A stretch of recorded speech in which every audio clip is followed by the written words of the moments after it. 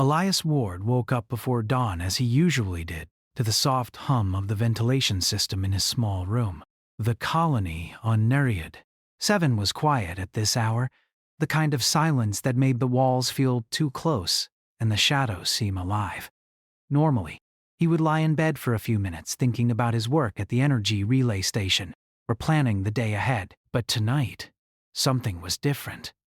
He felt it first as a shift in the air, a subtle pressure that made his skin tingle.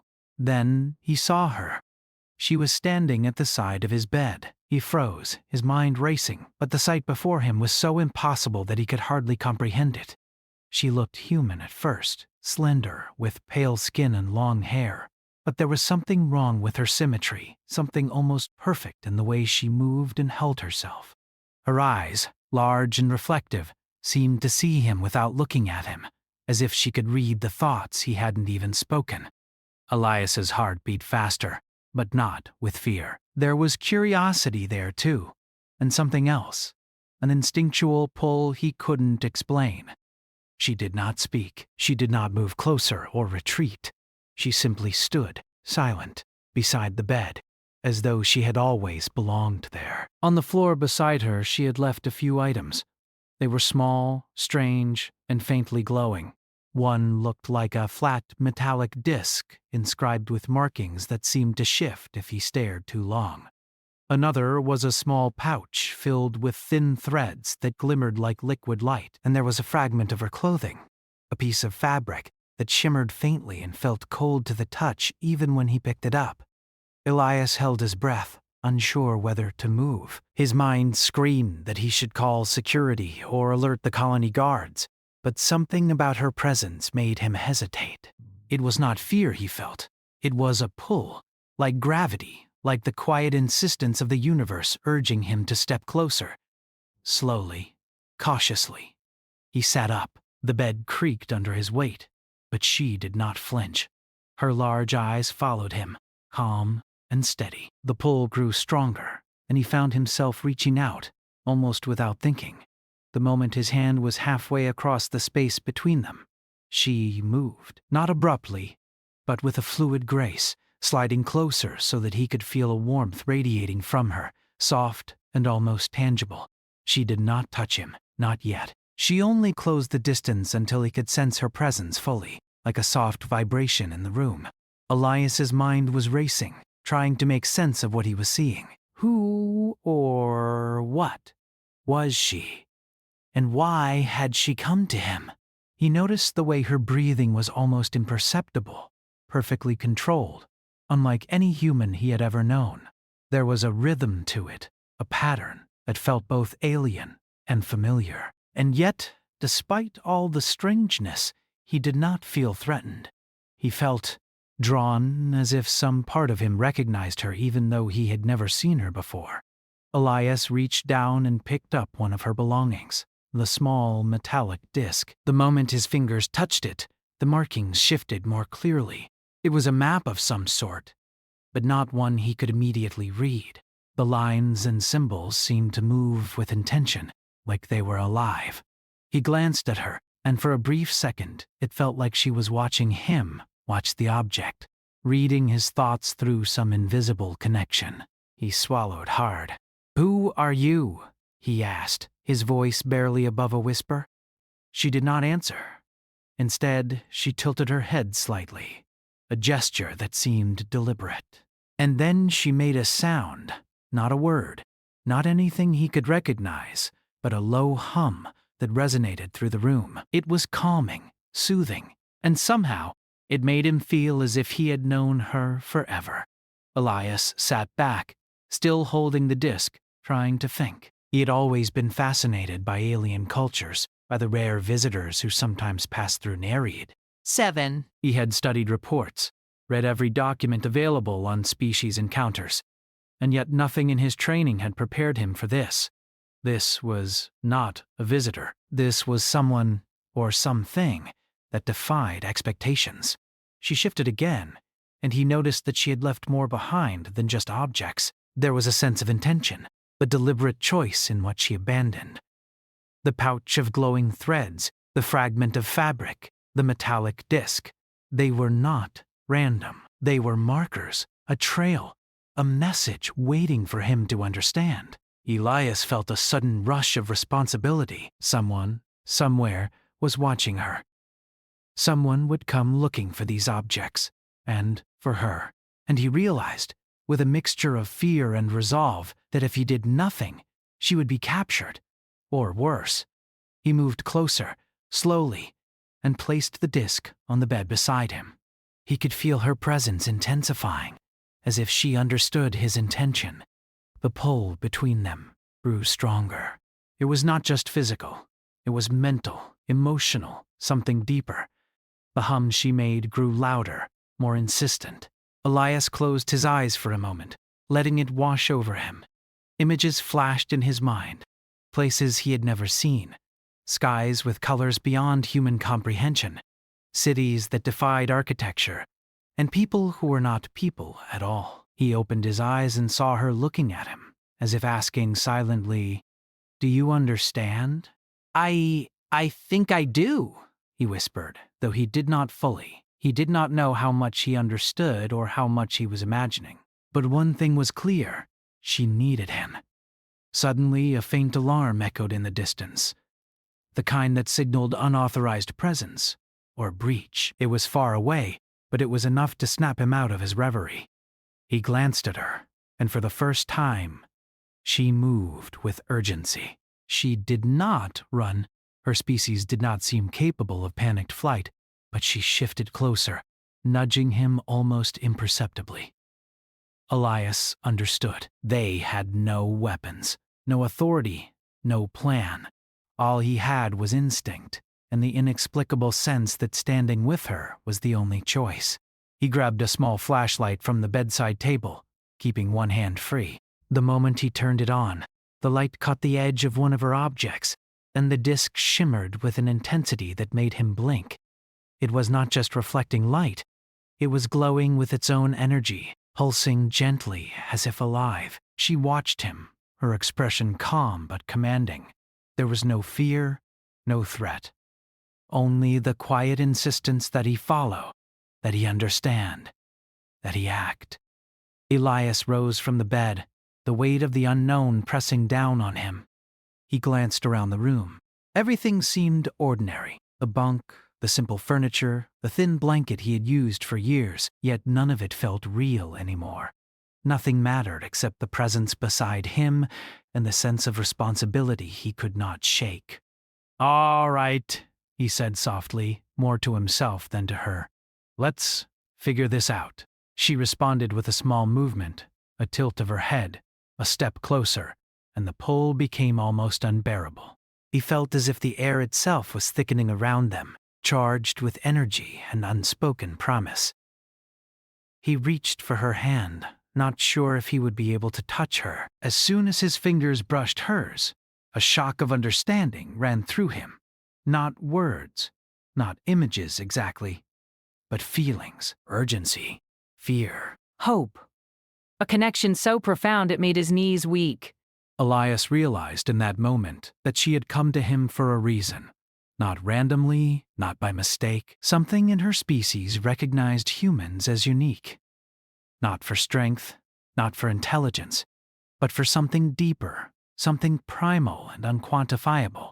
The hum she made softened, almost as if she were acknowledging that he understood. Elias felt his own heartbeat settle, though his mind was racing faster than ever. They had no time, yet time itself seemed to stretch around them, holding them in a suspended moment of clarity and connection. He glanced at the objects again. The disc, the pouch, the fabric fragment. They were not just items. They were keys, tools, perhaps even messages. But what they unlocked, he could not yet know. Then came the faintest whisper of movement outside the door. Someone, or something, was approaching. The alarm in the distance had grown louder, and he knew that any moment the quiet of the room could be shattered. He looked at her, and in that instant, there was no need for words. He knew he would stand with her, no matter what came next. Elias Ward, a human alone on a quiet colony world, had just met someone or something that would change his understanding of everything. And for the first time in his life, he did not feel fear. He felt purpose. Elias could feel the tension in the room tighten as he and the alien woman, Salith, stood facing each other. The soft hum she made filled the space, almost like a heartbeat that was not her own. Elias did not move, unsure what to do next. He had questions too many to count, and yet he felt as if asking them aloud would break some fragile connection forming between them. He looked at the objects she had left behind again. The metallic disc pulsed faintly, as if reacting to her presence, or perhaps to his. He reached for it carefully, turning it in his hands. Symbols shifted and danced across the surface, shapes he could not read, but patterns seemed familiar, as though they were meant for him to understand. Salith stepped closer, her movements silent and precise. She did not speak, but she extended one hand toward the disc. Elias hesitated for a moment, then placed it gently into her palm. The moment contact was made, the disc glowed brighter, illuminating the room with soft golden light. A warmth spread through the air, and Elias felt a strange calm wash over him. Images began to appear in his mind, not just his thoughts, but scenes he had never witnessed. Cities built with impossible architecture, skies painted in colors humans had no names for, and beings of strange shapes communicating in ways he could not hear, but somehow understand. He staggered back slightly, clutching the edge of the bed. Salith watched him carefully, her large eyes reflecting concern. She made the soft hum again, and this time it was accompanied by a gentle vibration in the disc. Elias realized the images were coming from it, or from her connection to it. He struggled to make sense of what he was seeing. These were not random visions. They were memories, or perhaps warnings, and they were directed at him. His mind raced as he tried to piece them together. Finally, he managed to speak. What are you? Why are you here? Salith tilted her head, and a series of thoughts entered his mind. Not in words, but in feelings and images. She was a traveler, an intermediary of her people. Her species communicated not through speech, but through layered intent and emotion. She had been sent to observe, to negotiate, but something had gone wrong. Her presence here was forbidden, yet necessary. Elias listened, struggling to follow the flow of ideas. He realized that her species saw humans as unpredictable, emotional, and dangerous, not in the violent way humans could be, but in the way they could change situations simply by existing. They were curious about humans because humans acted without fully understanding consequences, yet often solved problems that other species could not. The disc pulsed again, stronger this time. Elias noticed that it had imprinted certain patterns into the room. Tiny lines of light traced paths across the floor and walls, forming a map, a code, a guide. Salith gestured toward it, and he understood that it was a path, somewhere he needed to go, or someone she wanted him to find. He took a deep breath, trying to steady himself. "So you need me to do something?" he asked. Again, images and feelings rushed into his mind. He saw her being hunted, her freedom at risk. He saw alien authority figures, cold and precise, moving to reclaim her. And in the center of all this was him, standing, acting, deciding. He was important. His presence mattered more than he had ever realized. Elias's chest tightened. The weight of responsibility pressed down on him, but he felt an odd sense of purpose. Salith was not just asking for help. She was relying on him, trusting him in a way that no human had ever trusted another. He looked at her face, searching for any sign of fear, but saw only calm determination. Her hand remained extended toward the glowing disc, inviting him to act. He stepped closer, placing his own hand over hers. The moment they touched, the light flared briefly, and the room seemed to hum with energy. Images flooded his mind again, this time clearer. He saw Salith's world, her people, and the reasons she had come to humans. Her species were scholars and diplomats, but rigid and cautious. They had never faced beings like humans before.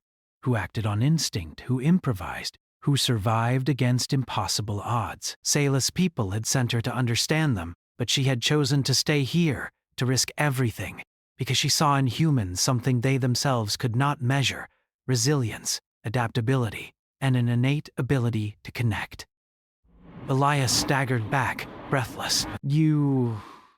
You're asking me to help you because humans can do things no one else can? He said, trying to voice the flood of understanding he was experiencing. Sayla's hum deepened. A subtle affirmation. Then she stepped closer again, this time brushing a finger against his arm. The contact was electric, not in a painful way, but in a way that made his awareness sharpen. It was like a reminder that they were connected, that she had chosen him, and that he could not ignore this. The alarm from earlier grew louder, closer. Someone, or something, was moving toward the room. Elias's pulse quickened.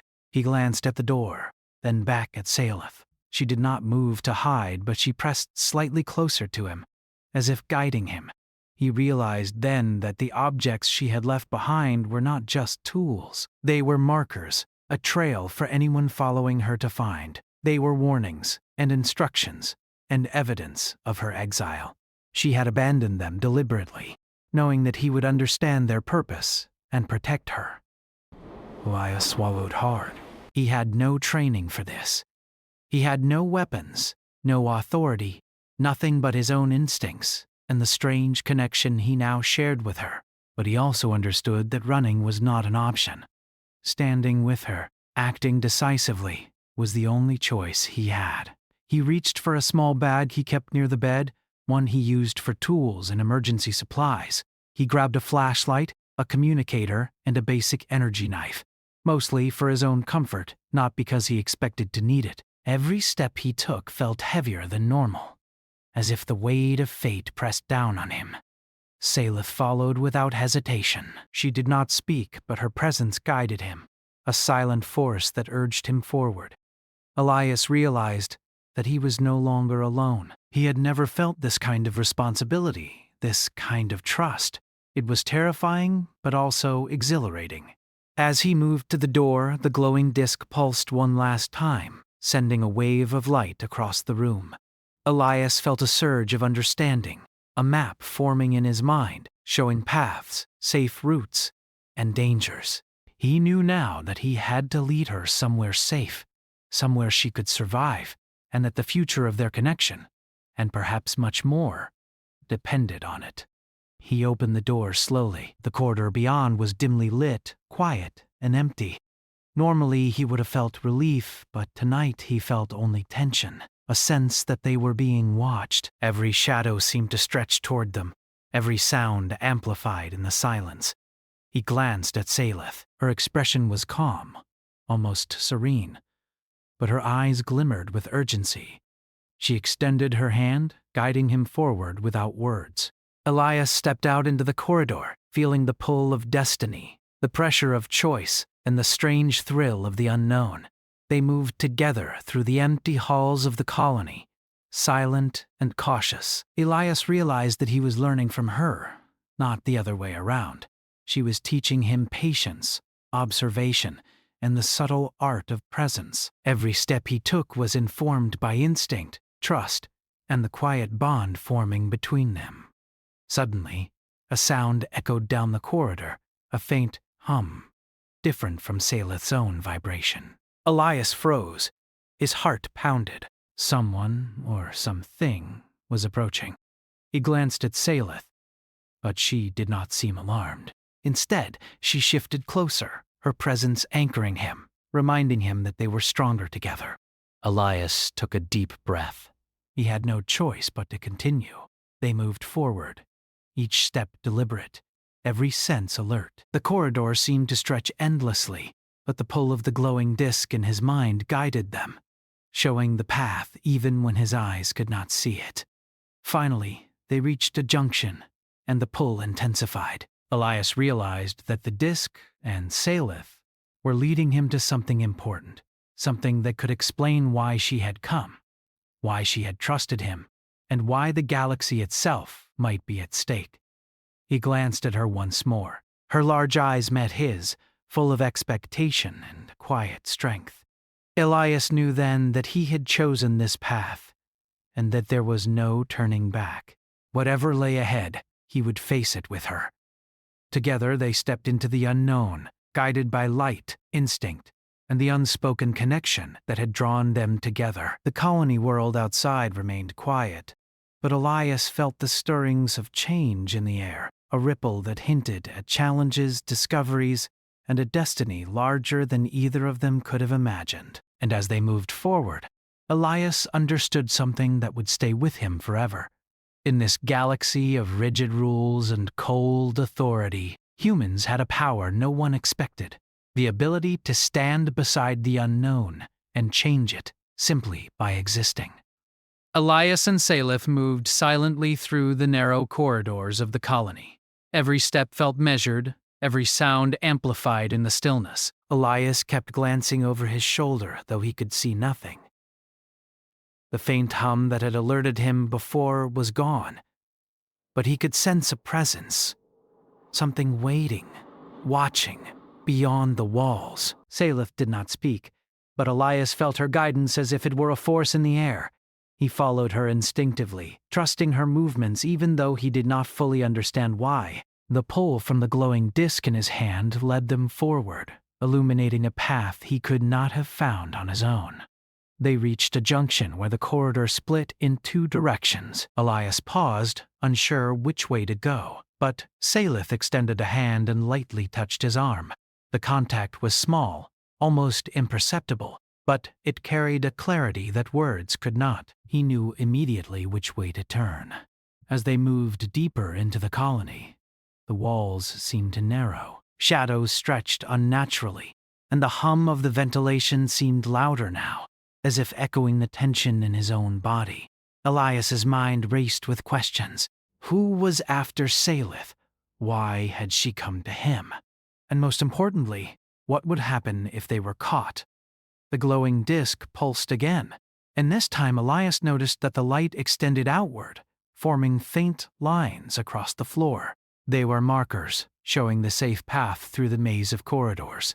He followed them carefully, lifting his feet lightly to avoid disturbing anything that might alert observers. Suddenly, a sound echoed from one of the side corridors, a soft mechanical click, followed by the faint hiss of a door opening. Elias froze. He glanced at Salif, but she remained calm, almost serene. Her eyes locked on his, and he felt the strange pull between them intensify. He realized she was telling him, without words, to stay quiet and move carefully. The danger was close, but they were not yet discovered. He adjusted his grip on the disc and moved forward, matching her silent pace. They rounded a corner and found themselves in a larger chamber. The room was dimly lit, filled with equipment and storage containers. Elias's mind tried to process what he saw, but there was no time. The faint hum he had heard before returned, stronger this time, and Elias knew someone had entered the corridor behind them.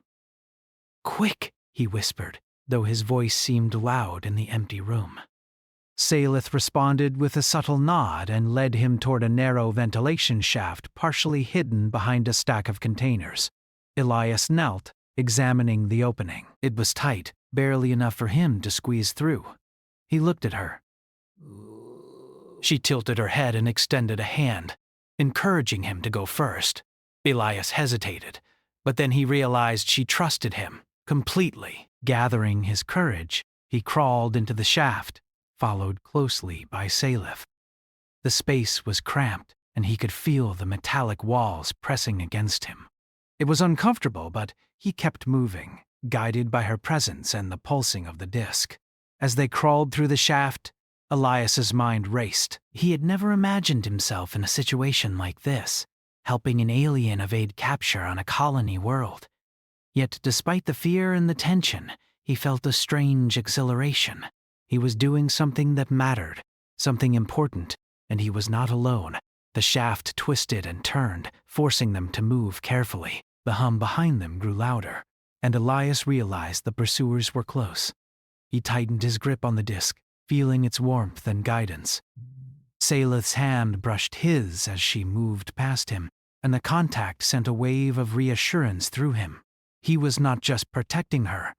She was guiding him as well, teaching him to trust instincts he had never relied on before. Finally, the shaft opened into a maintenance corridor that led toward the outer sections of the colony.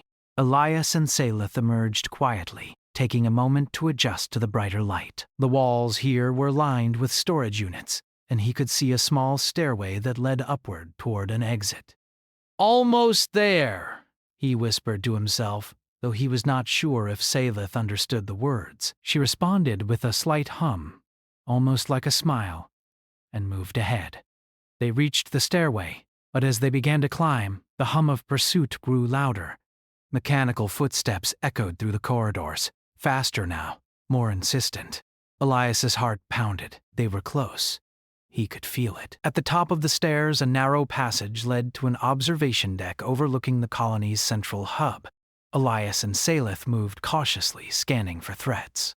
The hub below was empty, quiet, but he knew it would not remain so for long. They paused at the edge of the deck, looking down. The city lights shimmered below, reflecting in the metal surfaces of the surrounding buildings.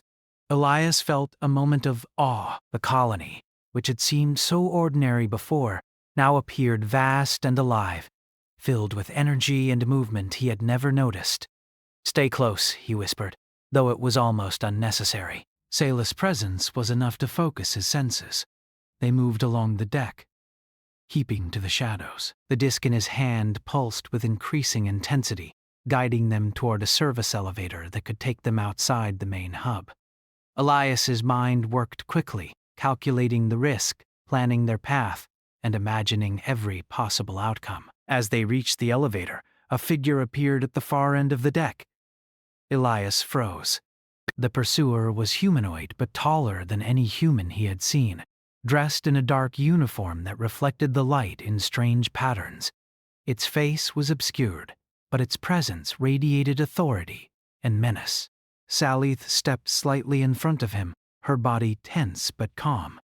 Elias realized she was preparing to defend, not with weapons, but with presence, with the strange energy he had begun to sense from her. The figure took a step forward, and the disc pulsed violently.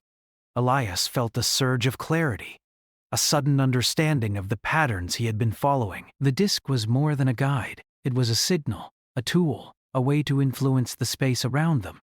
He held it high, and the light expanded outward, forming a barrier that seemed to slow the figure.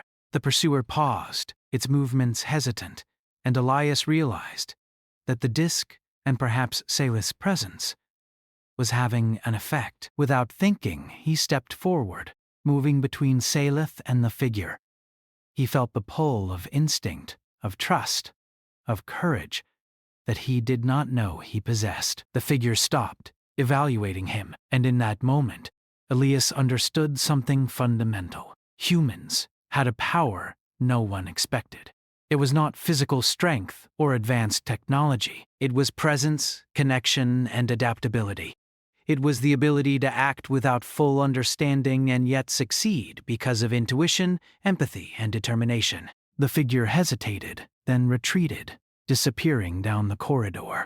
Elias exhaled, relief washing over him. Salith made her hum again, softer this time, as if acknowledging the victory. They moved quickly to the elevator and entered, pressing the button for the outer access level. The doors closed, and the hum of machinery surrounded them. Elias felt the warmth of Salith's presence beside him, a steady reassurance. When the doors opened to the exterior, they stepped onto a narrow platform overlooking the edge of the colony. The cold night air hit them, and the stars stretched endlessly above. Elias felt both small and alive in that moment, aware of the vastness of the universe and the significance of what they were doing. Salith looked at him, and for the first time he saw something in her eyes that resembled trust, hope, and even gratitude. He realized that she had chosen to stay with him, to rely on him, because humans had something her species lacked: instinctive courage, emotional adaptability, and the willingness to act even in impossible situations. Elias's chest swelled with pride and determination. He had never imagined himself as a hero.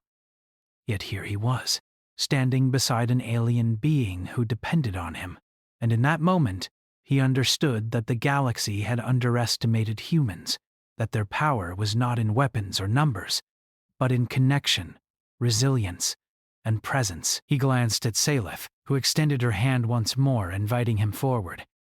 Together, they stepped onto the platform, moving toward the edge of the colony, toward freedom, and toward a future neither of them could yet see. The stars stretched before them, endless and infinite. Elias felt the pull of destiny, the pressure of responsibility, and the thrill of the unknown. He was ready to face whatever came next, guided by instinct, trust, and the bond forming between him and the being who had drawn him closer than he had ever been before. And as they disappeared into the night, Elias understood one thing clearly. Humans were not defined by power or rules, but by their ability to stand together, to act boldly, and to change the universe simply by being themselves.